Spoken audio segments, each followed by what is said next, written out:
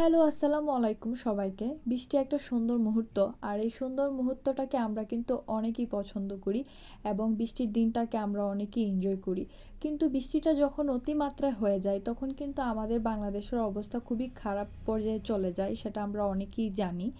কারণ হচ্ছে গিয়ে আমাদের বাংলাদেশে এখন বর্তমানে যে বন্যার সৃষ্টি হয়েছে, আর সেই অঞ্চলগুলা হচ্ছে কুমিল্লা, ফেনী এবং নোয়াখালী।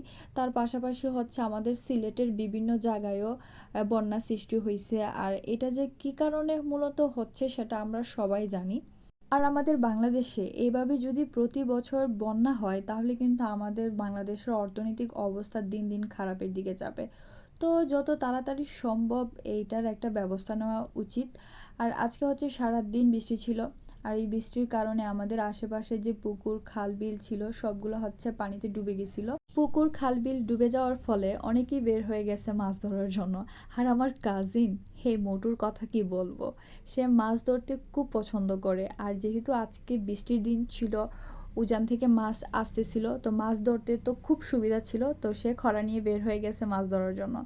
তো আমার চাচি আম্মা, উনি হচ্ছে একদম মানে আমার কাজিনের মা, উনি হচ্ছে মাছ টাছ বানায় একদম রান্না বসাই দিছে। তো ওনার রান্না হচ্ছে সেই স্বাদ, একদম পাকা রাঁধুনি।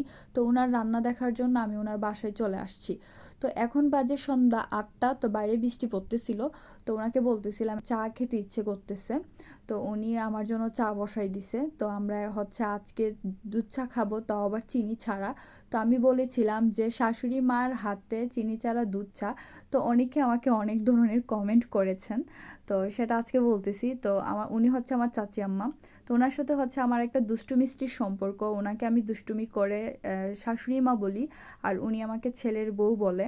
দেখেন, উনি কিন্তু আমার সাথে অলরেডি দুষ্টুমি করা শুরু করে দিছে। উনি গরম পাতিল আমার সামনে নিয়ে আসছে, একদম পাকা রাঁধুনি। ওনার সাথে হচ্ছে আমার একটা দুষ্টু মিষ্টির সম্পর্ক।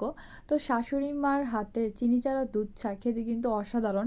আমি কিন্তু বিভিন্ন জায়গায় চা খাইছি, কিন্তু ওনার হাতের চা জাস্ট ওয়াও ছিল। তো আমি শাশুড়ি মার পুরাই ফ্যান হয়ে গেছি।